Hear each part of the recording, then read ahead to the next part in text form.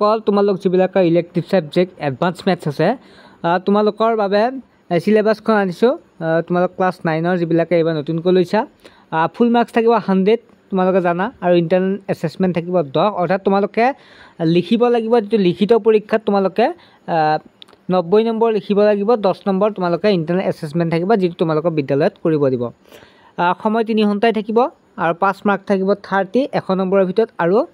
তোমালোকৰ 90 number theory ভিতৰত তোমালোকে 27 নম্বৰ পাব লাগিব ছাত্ৰছাত্ৰীসকল ইয়াৰ উপৰি তোমালোকক জনাত থওঁ যে তোমালোকে যদি মেথ সায়েন্স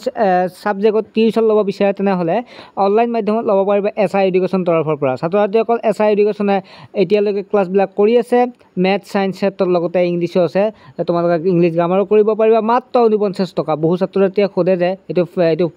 ভুৱা নেকি কাৰণ 49 টকা টিউশন হয় সম্ভৱ হয় এটো কোনো ভুৱা নহয় কাৰণ ষ্টুডেণ্টবিলাকে লৈ আছে আৰু কনসেপ্ট ক্লিয়াৰ বুলি কমেন্ট সেকশনত জুই বুলি সিম্বল দি আছে সকলো কনসেপ্ট ক্লিয়াৰ বুলি কৈ আছে গতিকে তোমালোকে যদি ল'ব বিচাৰে তেনে হলে ল'ব পাৰিবা মাত্ৰ 49 টকা যিবিলাক দুখীয়া ঘৰৰ ছাত্ৰছাত্ৰী তেওঁলোকৰ বেছি সুবিধাদায়ক ছাত্ৰছাত্ৰীসকল তেনে হলে তোমালোকে এটা হোৱাটছএপৰ নম্বৰ এটা পাবা তোমাৰ ডেসক্ৰিপচন আৰু লগতে তোমালোকে কমেন্ট সেকশনত সেই নম্বৰত এসএমএস কৰা আৰু এই সুবিধা লাভ কৰা ঠিক আছে আমি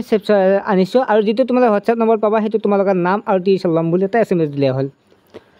তাৰপৰা লেসন আছে প্ৰথম লেসনটো দি আছে সিস্টেম অফ নিউমেৰেশন তো তোমালোকৰ হাফিল থাকিব 15 নম্বৰ আৰু এনুৱেল থাকিব 10 নম্বৰ তাৰপিছত চেটছৰ আছে 20 নম্বৰ থাকিব হাফিয়েলিত আৰু এনুৱেলত থাকিব 12 নম্বৰ তাৰপৰা 3 নম্বৰ চেপ্টাৰটোত 20 নম্বৰ হাফিয়েলিত আৰু 12 নম্বৰ এনুৱেলত